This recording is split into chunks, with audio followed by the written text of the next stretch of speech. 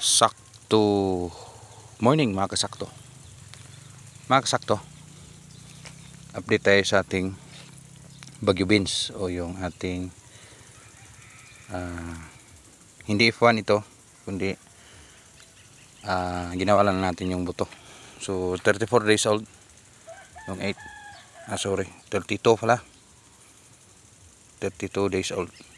So sa 32 days ito yung hitsura. So medyo matalbos na talaga sa ganitong edad. So kakatapos lang ng trellis, patira natin ng sa nagtanong sa ating comment section, sa yung taas nito is nasa 6.5 yung ating trellis. Tapos may tuway nakalagay, so letter A yung pagitan. So sa isang ganito mga 1, 2, 3, 4, 5, so 5 yan yung kanyang kakapitan. So ito may mga lumabas na kunti gaya ngayon.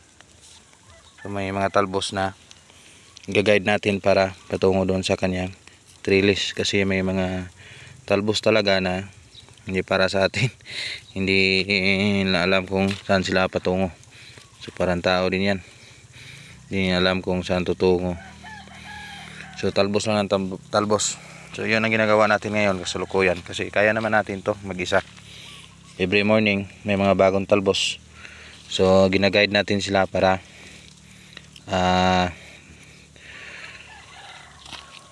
patungo sa trellis. So yung kanyang trellis pupunta dyan.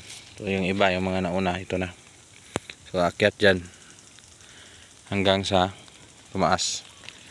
Ito naman sa taas is usbong na. So yan, malapit na sa taas. So ito yung ating beans. First tanim natin ito. In-observe natin kung kaya ba natin magtanim ito. Siyempre almost the same sila ni sitaw kung paano mag-alaga. Kasi mga tanim na ito is nitrogen fixation, o yung kumukuha sa nitrogen doon sa hangin lang. So importante yung kanyang spacing, kasi dito yung kanyang nakukuha na nutrients. Pansin nyo yung mga pagitan ko is malayo. Ayoko kasing magaya sa iba na mahirapan ka mag-spray, kasi sa area kong ito hindi lang spray yung tinatrabaho ko, pati abuno. Hanap lang ako dalawa o isang tao na katulong ko dito, kasi dredge type ito, yung soluble na abono kung nakamix sa tubig. Again, isang pakain pa lang ito, at gusto natin siyang ayaw mo nang pakainin. It's because delikado yan sa ganitong tanim na sagarin mo sa pakain, kasi delikado yan sa ating tanim. Baka puro na lang dahon yan, wala nang bunga, at yung mga bulaklak niya is patungo sa